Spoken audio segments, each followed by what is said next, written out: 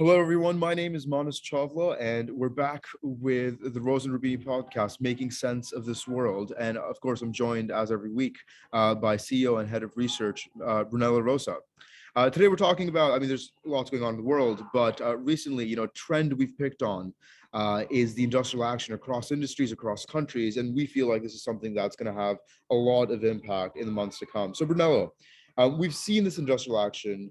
Particularly, I've seen it firsthand at universities over pension cuts, over salaries, over working conditions. Where else are we seeing strikes, and what's behind this all? Thank you, Manas. Yes, absolutely. There's lots going on. And of course, Russia, Ukraine is top of the list. But we discussed that last week. And of course, there have been uh, new events since we last spoke about it. But I'm sure there will be more occasions in the future to discuss what's going on there. This week, instead, as you said, we want to focus on something else that is also going on and which may have also an impact on macroeconomy, in particular on inflation, as the Russian Ukrainian situation may have. And I'm sure we'll discuss this about this in a minute. For the time being, as you said, what we observe is a series of strikes taking place in the UK. You mentioned the university personnel, but more recently also some aircraft making companies such as Airbus have launched industrial actions in order to get a better pay. Most of the time is about pay rises that are considered too low compared to where inflation is. In terms of the university personnel, the offer of 1.5% pay increase is considered not good enough, especially when inflation is running 5, 6, potentially 7%, as the Bank of England said. Equally, the offer made by Airbus to its workers in the UK was not considered adequate. But it's also, of course, around working conditions, number of hours, or working remotely, how this is regulated. What does it mean working remotely in terms of insurance, in terms of potential working hours? Because as we know, working from home has some advantages, but the disadvantages seems like you're on call from 7 a.m. to 11 p.m., potentially Monday to Sunday, which is not what work used to be. So clearly workers have starting to raise their heads and say, wait a minute, let me understand what's going on here. And first of all, let me get a slightly higher pay than I got in the last few years. Interesting. And so we talked about a couple of different industries there. And we've seen this obviously happen at scale in the UK. Is it limited just to the UK, though, or is it happening elsewhere? No, as you know, this is happening in many countries. Among the largest economies, of course, we can think about the US. In the US, there was a huge series of strikes in October, uh, hence the name Strikeober that was kind of coined to describe that particular episode where a number of large companies suffered industrial actions from their workers, among them Kellogg, for example. But there's more to come in coming months, not just from the teachers, but also from the groceries industry, hospitals, higher education, and all the major contracts coming due in the next few months. Geographically speaking, other European countries are seeing a series of strikes. In Italy, there will be one of the transport industry this week. In France, which is kind of notorious for is the industrial actions that can sometimes paralyze the country for a few weeks, if not months. There's something always in the pipeline. So clearly, workers around the world are kind of awakening, if you want, waking up and kind of starting to understand better working conditions. Interesting. I just want to get as well kind of a better scale of this industrial action because I recall there were hot decades in the 70s and 80s. Are these strikes comparable to those ones, would you say? It's very limited in scale compared to that. I mean, the 70s and 80s were extraordinary in that respect. Everybody remembers, everybody of a certain age, unfortunately, remembers the minor strikes in the UK in 84, 85, like epic clashes with the police and so on, and not just in the UK, in many countries trade unions managed to organize large industrial actions. Just to make an example, though, in January 2018, there were something like 9,000 days of work lost to strikes. This is peanuts compared to the 3 millions of January 1979. So clearly, we are talking about something on a much smaller scale than it used to be.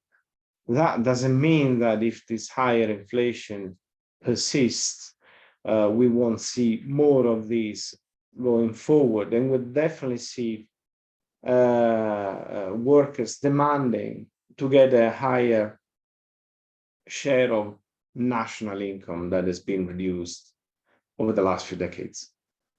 Right. And I mean, it's also important to consider all this is happening in the context of the pandemic, which has created sort of a very unique macroeconomic situation. We're seeing a very high inflation environment. We're seeing, supply bottlenecks.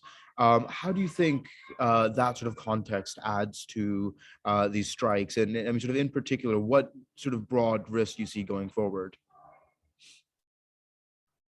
As you said, the pandemic really changed things around. And we know that the first real movement, if you want, that we saw starting a few months ago, up to a year or so ago, was the so-called Great Resignation phenomenon, whereby lots of people voluntarily resigned from their job because they thought they were perhaps exploited by their employers, asked to work way too long hours, or not seeing any pay rise, any extra hour not being paid for, and doing additional tasks without being compensated for that.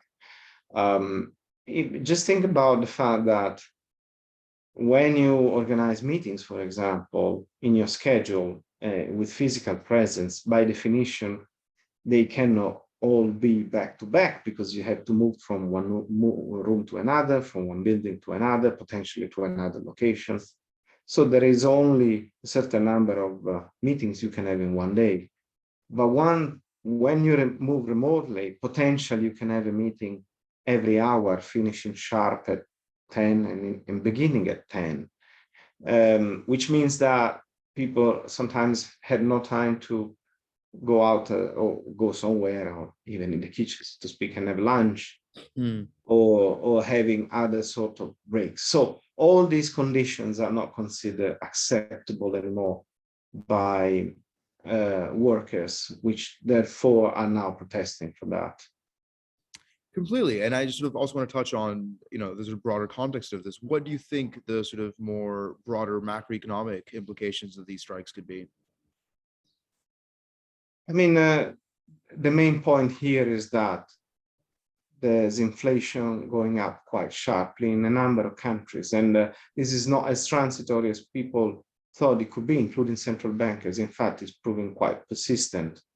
Now, this rising inflation is expected to moderate in coming months as some of these transitory factors actually wane. The pickup of economic activity, the base effects due to VAT reductions and then increases, the rise in oil prices, all these one-off factors, so to speak, will wane off.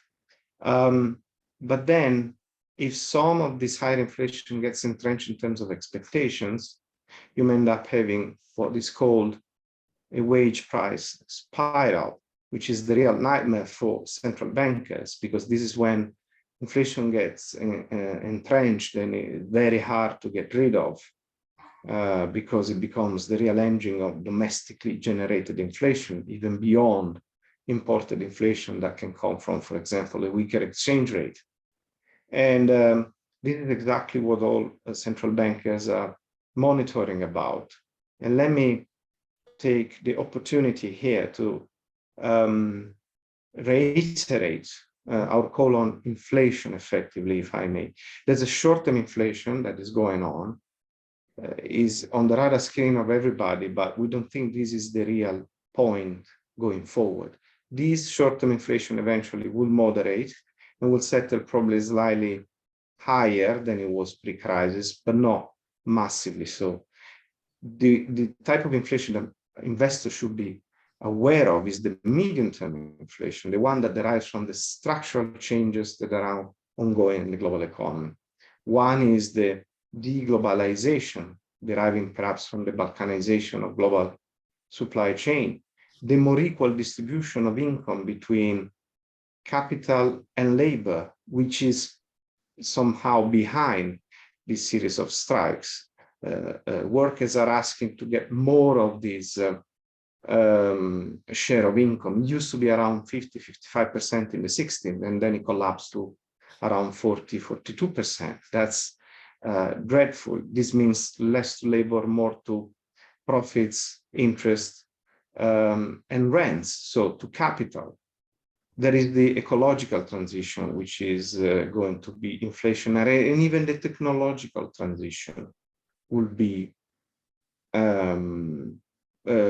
inflation producing instead of being deflationary, as we have seen in the last few decades. Central banks are there to protect us from higher inflation, but central banks is also being asked to do another job, which is the monetization of the debt issued to combat, first of all, the global financial crisis, and then the pandemic crisis. And therefore, they have really lots to juggle in order to be able to do both jobs, you know, monetizing that, which means also keeping rates as low as possible, but at the same time, fighting inflation, which may require higher interest rates. So there's a tension there that needs to be juggled by the central bank. So clearly, these are just the first signs of something much bigger that might be coming along in following years that needs to be monitored very, very closely as we go along. Completely. And I think it's also, you know, worth underscoring. I feel the sort of common thread in our discussion that, you know, lots of these implications are strictly economic, and that's often kind of completely how we think of them. But there's also that underlying point about how the pandemic and how these strikes have really been a damage to the sort of social fabric that underpins institutions and corporations, and the damage that does to the overall productivity that we don't often, you know, account for. It's hard to quantify. So I think these are both things that, you know, we should keep an eye on going forward. But as always, Brunel, thank you so much for your time. Always very useful. Thank you very much. Till next time.